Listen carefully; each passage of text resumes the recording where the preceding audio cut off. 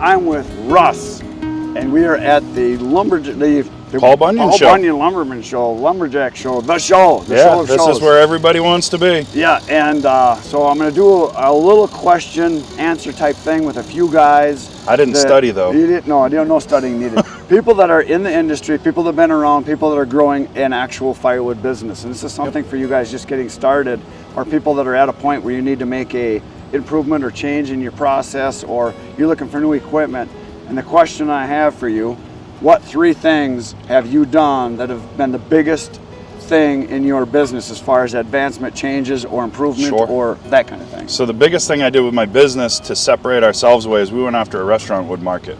We knew there was a need for it. They're a steady commercial customer that buy year-round, so it's good, consistent, steady business. You get a premium for your wood with the restaurants as long as you're providing a premium product. How did you do that? Did you go door to door? Did you send a letter? I happened to fall into it. So I kind of heard a little bit. I went to go to dinner one night. My wife likes this restaurant, and I was like, it's not my favorite, but I'll get a pizza. And I went in, no fire in the oven. And I was like, I asked the guy, I said, no pizza? He said, our wood's too wet, we can't get it to burn. I said, hold on.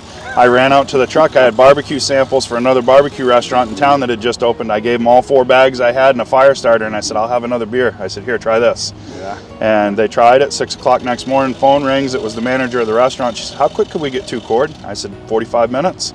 And we've been there ever since. Yeah. So it worked out. And then that morphed into more restaurants. Yeah, well, they own 3 restaurants, so that turned into 3 restaurants, and then another barbecue place heard that we were supplying them, so they went, and then while we were here at the Bunyan Show, there's a new restaurant that just opened up, and he was using the same wood everybody else was that wasn't happy with it, and one of my friends was in there, and he goes, hey, you got to call Russ. And he texted me at 11:30 at night. I was just falling asleep. My phone dinged. I picked it up. He goes, got you another restaurant. And I was like, oh, boy.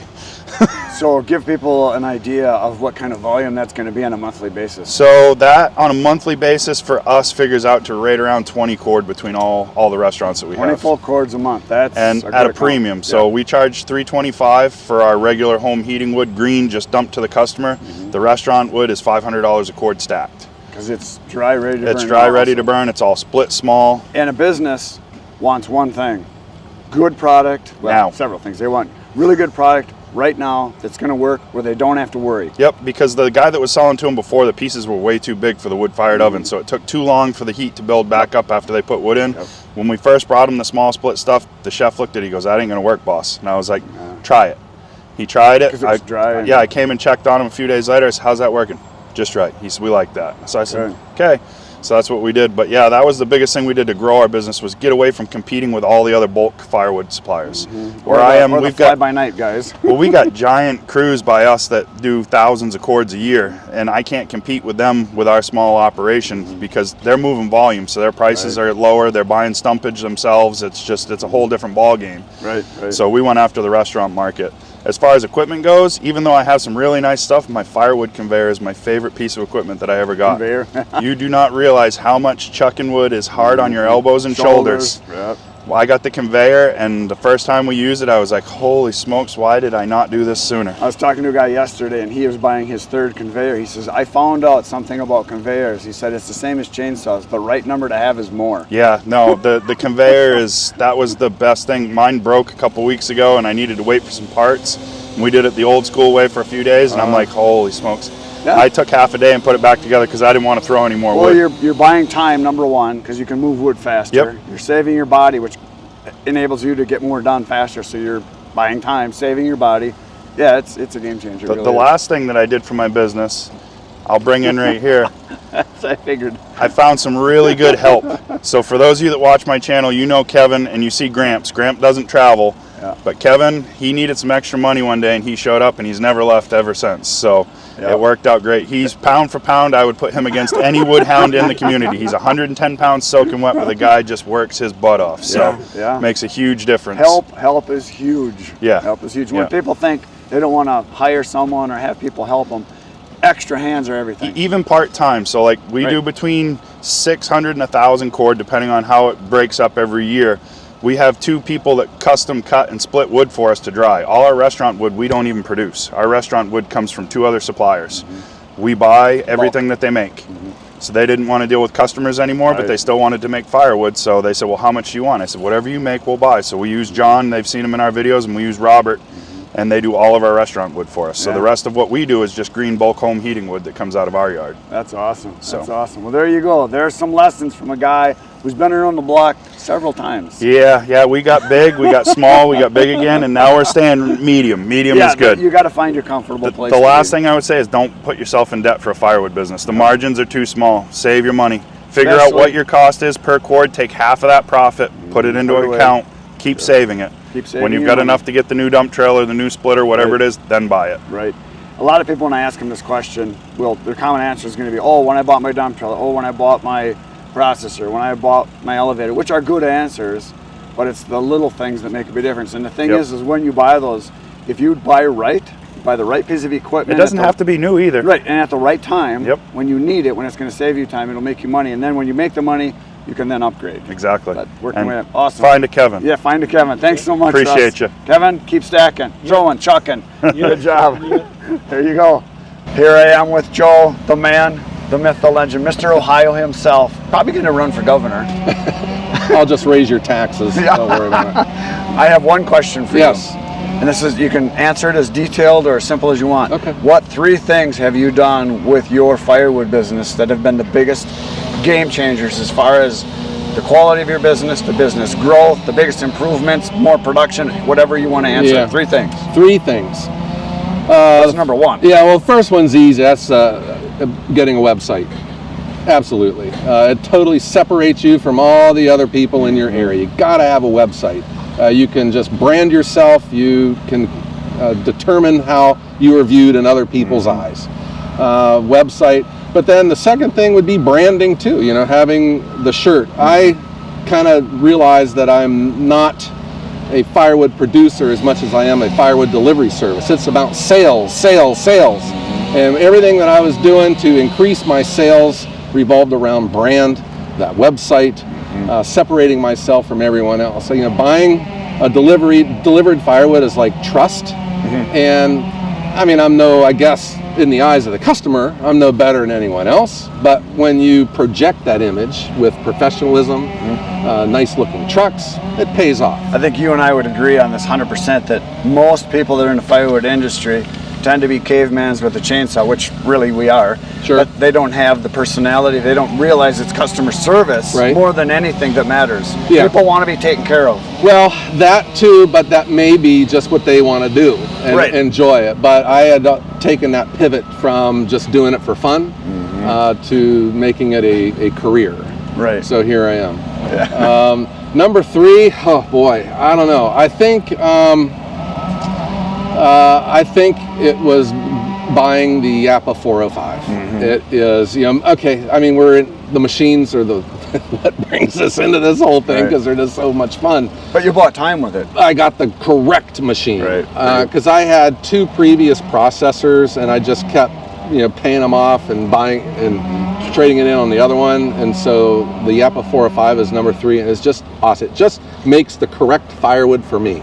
Right. Yeah. Right. And when I traveled to Europe recently, I saw all these great machines. I was thinking, wow, I want that one, I want that one, I want that one. But then when I got back and I was running my 405, it's all I want, man. Yeah, it does what you need it to do. Yeah. Well, that's awesome. Well, thanks so much, Joe. All right, well, thank you. You're welcome. All right, bud. I am here with Mike Williams. He is from K&L Firewood.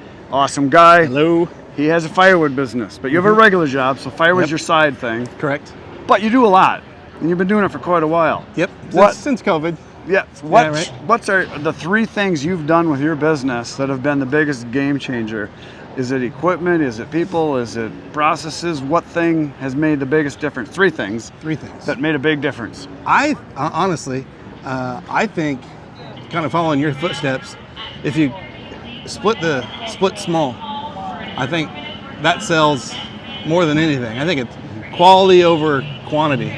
Yeah. I don't make the great big pieces. Yeah. I split them Other small. people have said the same thing. And you get repeat customers that way, man. I don't know what it is. It's no different. It all burns. Yeah. But boy, it's people like that smaller split. Okay, smaller's a good one. Yeah. Of course, equipment. The bigger equipment you have, the faster you can do things. And you know, we only have so much time in our lives, so the faster you can do things, I think, the better. Hydraulics are wonderful. Hydraulics are wonderful. And even saws, you know, faster, Oh, yeah. bigger, faster saws, and bigger, faster splitters, and tractors, or whatever. And then a third thing, probably advertisement.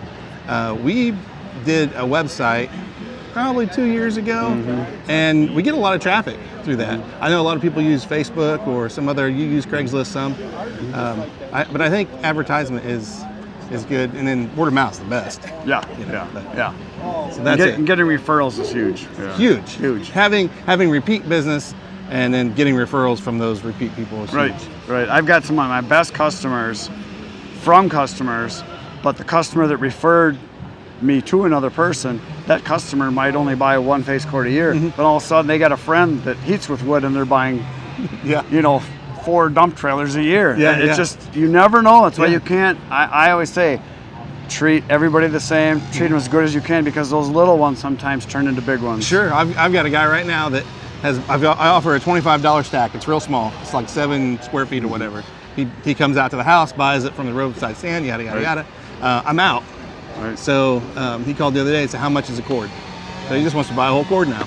You know, just get it over with. That happens. So, that happens. Well, there you go. You heard it from the master. Master Mike. He knows everything. Thanks, man. Thanks, man. Good to see you. We have Mr. Jack here. He is Mr. Log Cabin Firewood. He has a firewood business. No, I'm going to ask you 3 questions. Okay. Well, it's one question. You have to have 3 answers. Okay. What 3 things have you done with your firewood business that have been the biggest game changers, whether it's equipment, processes, whatever? What's 3 things? Well, 3 things. First thing is I started selling smaller quantities of wood, more of it to make more money, because the more you touch it, you're going to make more money.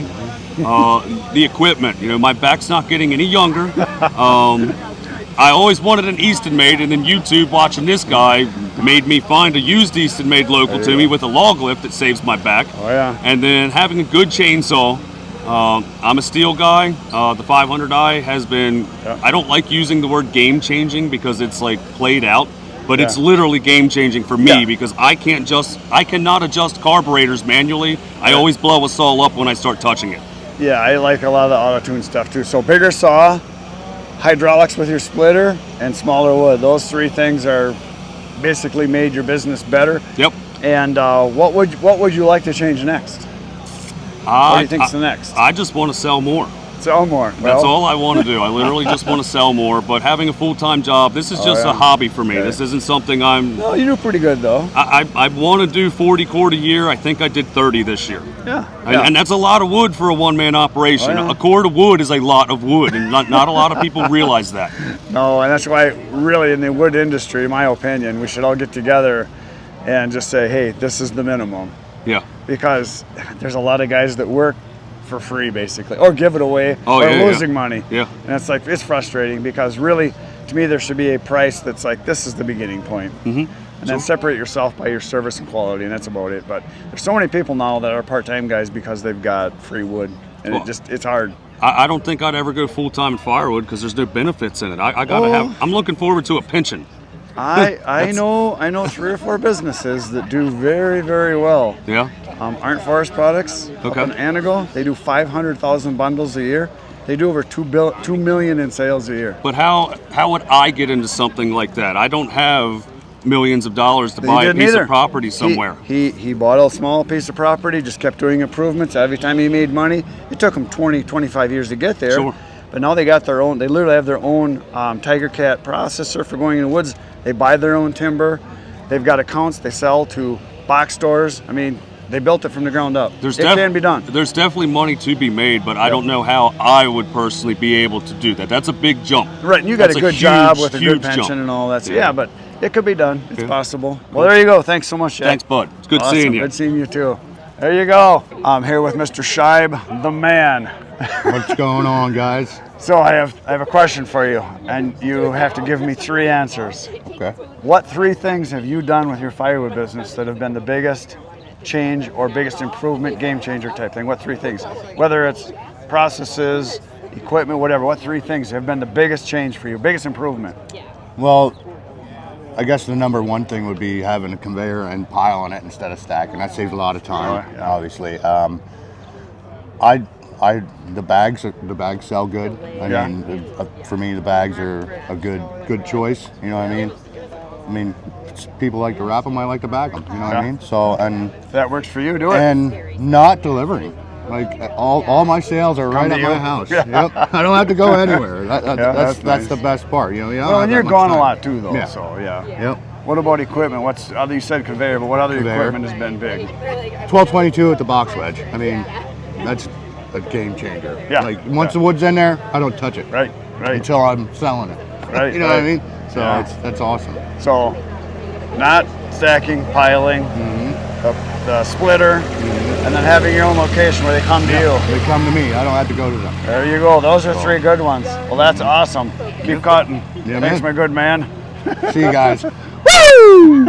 I'm here today with Matt, How's it going, everyone? and name of your channel is? Lily's Farm and Firewood. There you go. I've had him on the channel before, but I have a question for you today. Okay. What 3 things have you done with your firewood business that have been the biggest game changer, biggest improvement? And it can be processes, equipment, people, whatever. What are the 3 things? The 3 things would definitely be a conveyor. Yeah, I hear that a lot. That's important, and probably piling wood.